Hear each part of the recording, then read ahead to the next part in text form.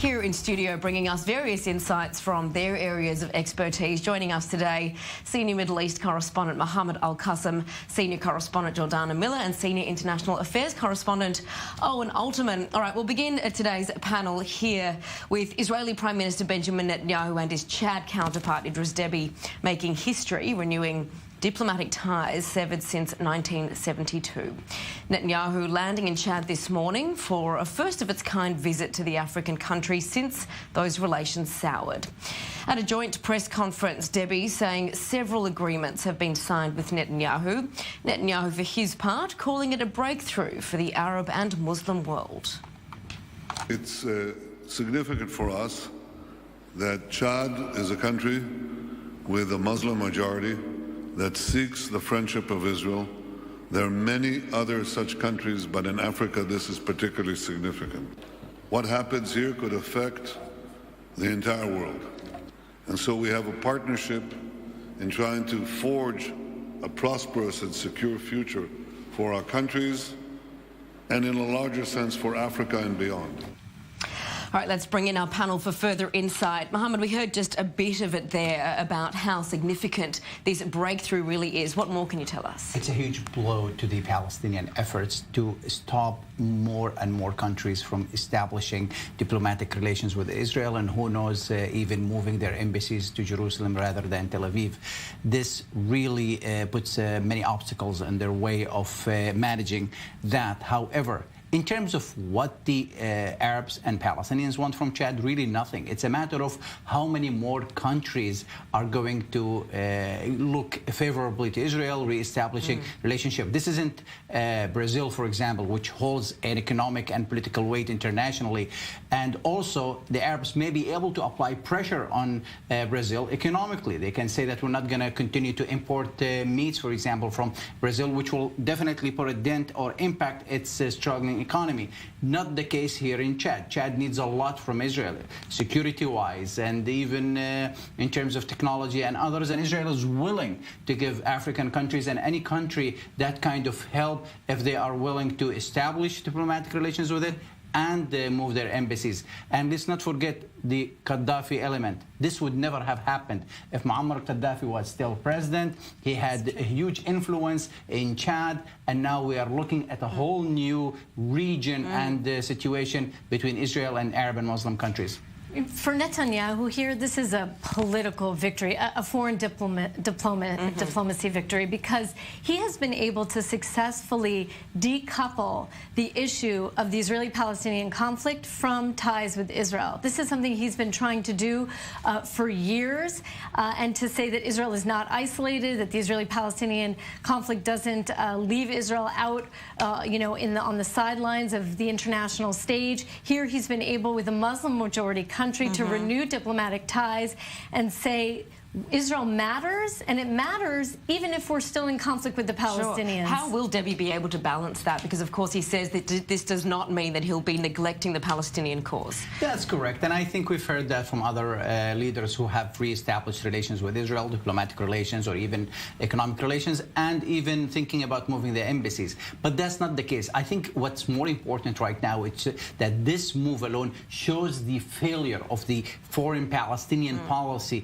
that it hasn't really pushed forward their aspiration or reaching their end goal of having a free and independent state. If Chad can do that, what's next? Pakistan?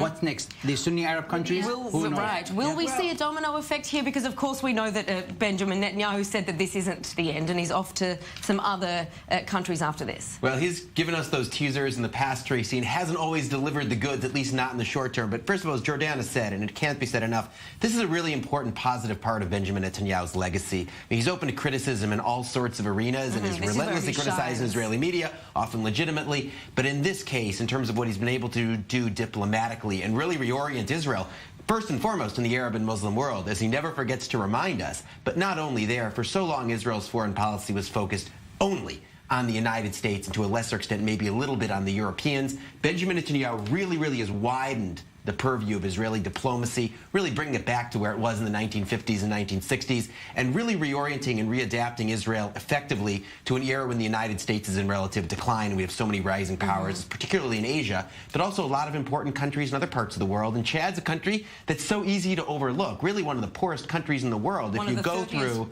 the 30 poorest countries in the world. One of the 30 poorest countries in the world. Look at any indicator, literacy rate, fertility rate, poverty, resources. Right. This is a country with all sorts of problems, but it's not a country that can be overlooked by Israeli diplomacy for all the reasons that we've talked about. And it makes it hard to understand, at least from Israel's point of view, despite diplomatically, what kind of perhaps economic benefit that Israel could really achieve from Chad. There's really discussion of arms deals, etc. It's not about economics other than the arms deals. It is about political victory. And as Mohammad was saying, it's a potential case study. It's a potential precedent center for other countries. And just, you can't emphasize enough how public the relationship was. Netanyahu was literally rolled out the red carpet there, given the treatment. Again, it was put there publicly, just as the visit to Oman was a few months ago.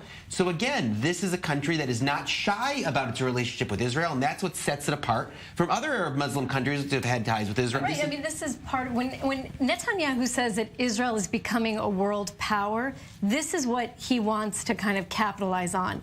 Israel, how it can offer water solutions, agricultural solutions, food solutions, and certainly security solutions for a country like Chad. And remember, Chad is fighting Boko Haram in the neighboring countries. So this is, for Netanyahu, this is just a real, we could say, a feather in his cap as he goes around the world talking about what little Israel, a small, tiny country filled with innovation, has to offer and really change the world. But I think the more important issue, in my estimation, that this is a huge public victory, a huge diplomatic victory for Prime Minister Benjamin Netanyahu and for Israel. And this should be the point where the Palestinian Authority and President Mahmoud Abbas to look in the mirror and acknowledge that they have failed in their foreign policies. They have no communication lines or channels with the U.S., with Washington, since the end of 2017, when President Trump made his declaration regarding Jerusalem. They have not really been able to put a dent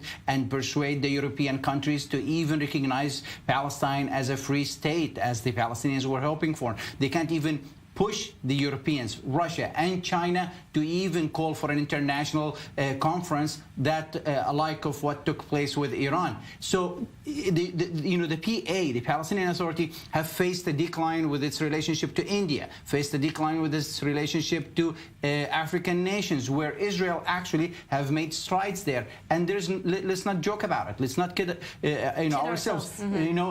The Palestinians failed. President Abbas and his foreign minister Riyad al-Maliki have failed in their assessment and approach to foreign policies, and they have to change. So what do they... Look, Noel, I would say this. I mean, I think that overstates the case. I mean, there's no question that the Chad case is a defeat for the Palestinians, but I think it's not quite fair to President Abbas to say that they failed completely.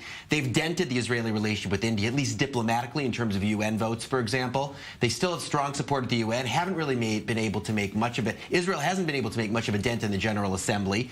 The European Union and many European countries still broadly supportive of the Palestinian cause. The BDS movement has plenty of successes, and we'll talk about the Women's March later. The BDS is a whole different situation. We're talking about the Europeans. The Europeans sells the Palestinians more of a words. They sell them that moral support that the Palestinians need, but it doesn't really take them further any more than what we've seen. Many people might hear the country Chad and shrug their shoulders, but what we've seen here and unpacked in just this brief period of time is that it certainly, as you stated it, Owen, is not a country to be overlooked. To the credit of the Israeli government, the Israeli government is not. All right, well, we're yet to see if this is in fact a domino effect and what it really means both for the Palestinians and for Israel's foreign policy, and of course with the upcoming elections, how it does translate.